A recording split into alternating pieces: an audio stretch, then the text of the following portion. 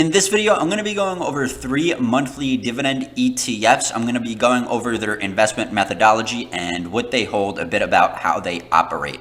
And monthly dividend ETFs are very popular because, of course, their frequency. I think a lot of people enjoy seeing a very frequent dividend payment, whether that be to supplement their income or just for psychological reasons. And before I get into these ETFs, if you could give this video a like if you do appreciate this content, and if you're not already subscribed, subscribe for future content. It would be greatly appreciated and it would help this content get out there to a wider audience. So love it or hate it, the first ETF on this list is JEPI, or the JP Morgan Equity Premium Income ETF. There is a lot of debate on whether or not this ETF is really good for dividends or its investment methodology. I myself think it is a decent ETF for what it does if you do understand how the ETF operates and the assets it holds. And the way this ETF operates is that it generates income through both selling these option strategies called equity-linked notes. It's pretty much a debt obligation that works similar to a covered call.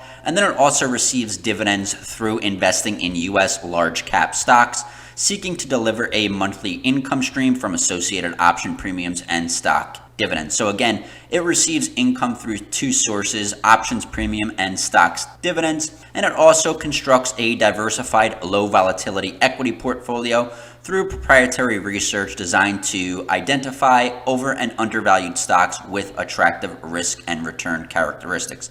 Now, the overall intent of the ETF is to deliver a significant portion of the returns associated with the S&P 500 index with less volatility, in addition to monthly income. And one of the biggest things about this ETF is that it does get a lot of its income from options premium. In fact, 5 to 8% the ETF states that it is going to get from options premium, and only 1 to 2% it's going to get from dividends. And this is important to consider because, as the fact page says, higher volatility environments have allowed for more potential options premium, while lower volatility environments may impact that income received. In other words, when the market is more choppy, more up and down, a lot more maybe concern in the market, you are going to receive more income as an investor. And when things are going relatively well, you're going to receive less income. So what does this look like? This is going to look like a very volatile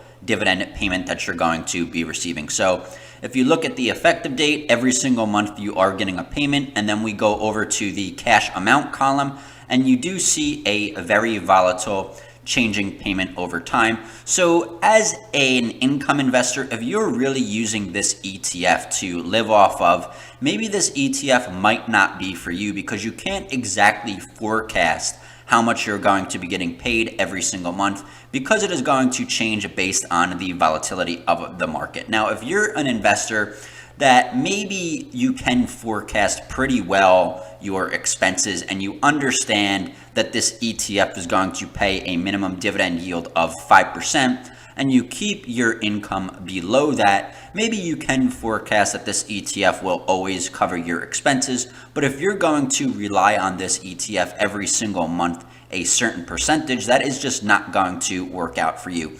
Me personally, I do own this ETF, and I basically just use this ETF as a basic dividend booster. So this dividend ETF pretty much provides me a higher dividend in all basic market conditions than SCHD. And SCHD basically has a dividend of around 3 to 4%, where JEPI usually stays pretty consistently over 5%. And that just basically boosts my income in my income portfolio. So if you are happy with seeing that volatile dividend payment and you're not really too concerned, then JEPI may be a good ETF for you overall. One of the things I do like very much about this portfolio of the stocks that it holds is that it is overall a very diversified portfolio. The number of holdings you see is 134, and you can see too that no holding is super significantly more than another holding. So you see in the top 10 that these holdings are very much tightly grouped. So the highest holding here is Amazon at 1.7%, and the lowest holding in the top 10 is Costco at 1.45%. So that is overall a pretty good grouping for ETFs as a whole, where you might see basically a discrepancy of several percentage points between the top holding and the bottom 10th holding there. So this ETF is very diversified in a number of holdings and also its weighting. And then you also see a portfolio that is diversified differently than the S&P 500, even though this portfolio tries to track the returns of the S&P 500 in a way. You notice that a lot of the top 10 holdings are dissimilar to the top 10 holdings of the S&P 500. Like, you don't see Progressive, Intuit, Southern Co, or Costco really in the top 10 of the S&P 500. But you do see things like Meta, Microsoft, and Amazon at much higher weighting. So you see a portfolio that JEPI has, and you look at it like, hey, this is somewhat almost seemingly a little bit more diversified than the S&P 500.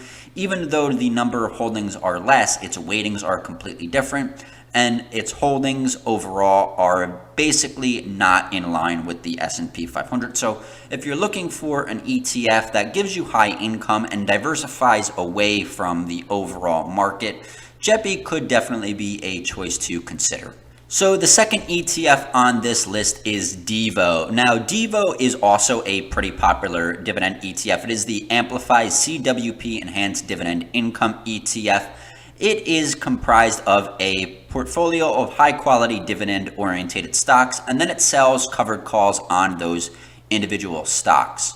Now, basically, this is very actively managed too, and it basically sells those covered calls when the fund managers think that it is the most opportune time.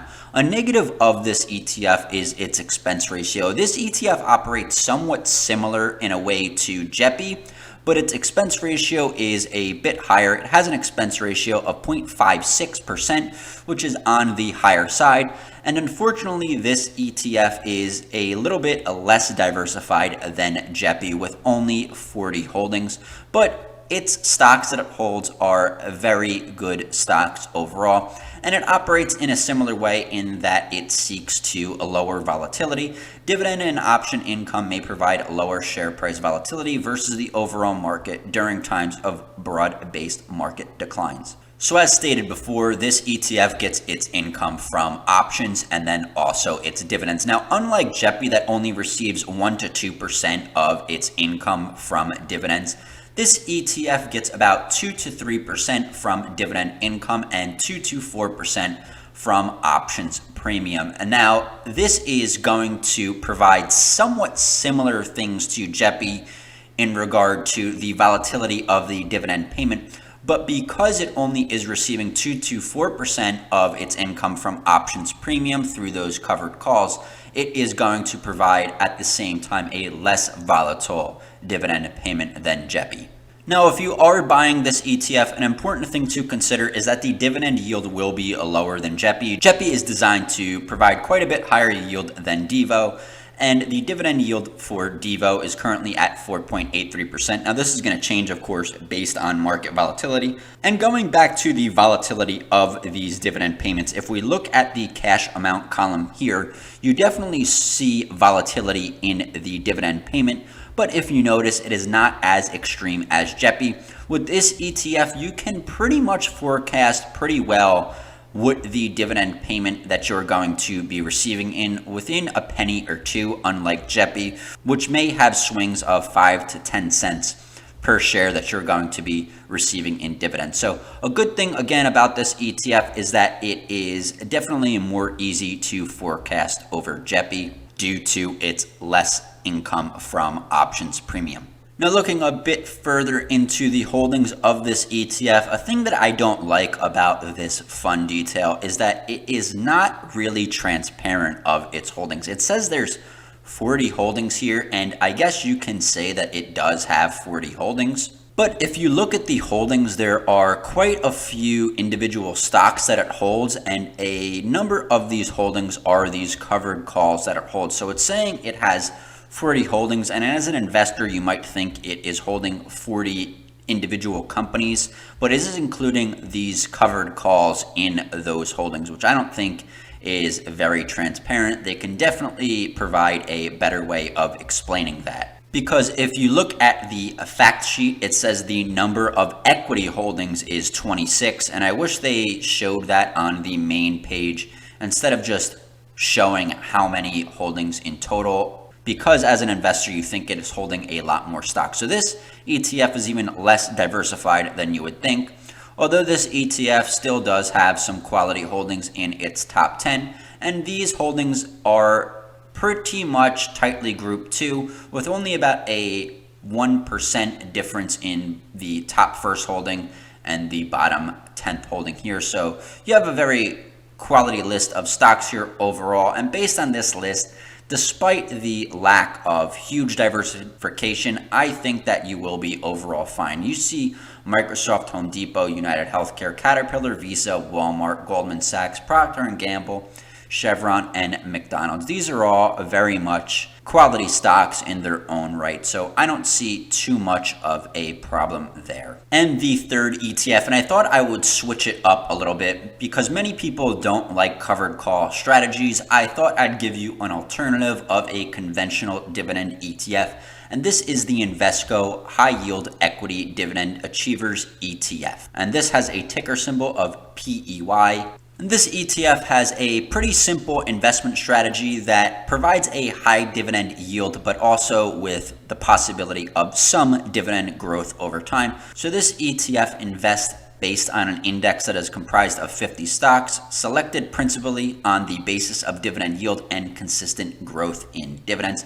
In other words, you're getting high yield and some dividend growth mixed in there. Now, because this ETF's investment strategy, unlike the other two ETFs, JEPI and DIVO, you're not really going to see any growth companies like Microsoft or Amazon or anything like that. You are going to see pretty much long established companies that have a history of high yield. So you're going to see things like Altria, 3M, and some financials. You see Verizon all in the top 10, Philip Morris.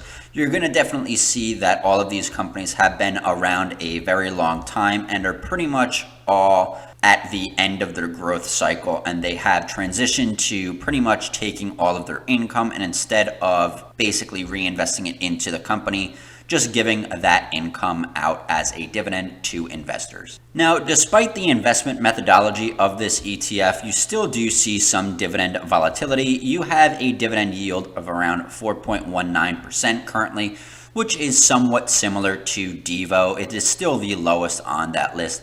You know, the thing about these covered call ETFs is they're definitely designed to boost that dividend yield. And for the most part, you're not going to find a super high dividend yield with ETFs that don't use that methodology unless you go into internationals, and a lot of people don't enjoy doing that. So 4 to 5% range is pretty much the highest that you're going to get with a conventional dividend strategy without covered calls or some other option strategy. If you look at the cash amount here, again, you see a pretty volatile dividend payment, although for the most part, it doesn't really move around more than a cent or two per share. You see times where that dividend payment is higher sometimes, but not too much. And you do see over time, over a wide, long ways of time, a slowly increasing dividend payment. However, that is a very slow increase over time, and it may take multiple years for that dividend payment to increase that much over time. So you just basically buy this for a high yield and don't expect too much of a dividend increase overall. Now, overall, if I were to provide a ranking, it would be difficult to find a conclusive ranking of how I would rank these three ETFs on what they do, because of course it largely depends on why you're investing in it. I think if you are investing for income, I think JEPI, of course, would rank first, followed by DIVO, followed by PEY. And that is just based on, of course, the dividend yield. And I don't think that any of these ETFs have too bad of an investment methodology for what they do.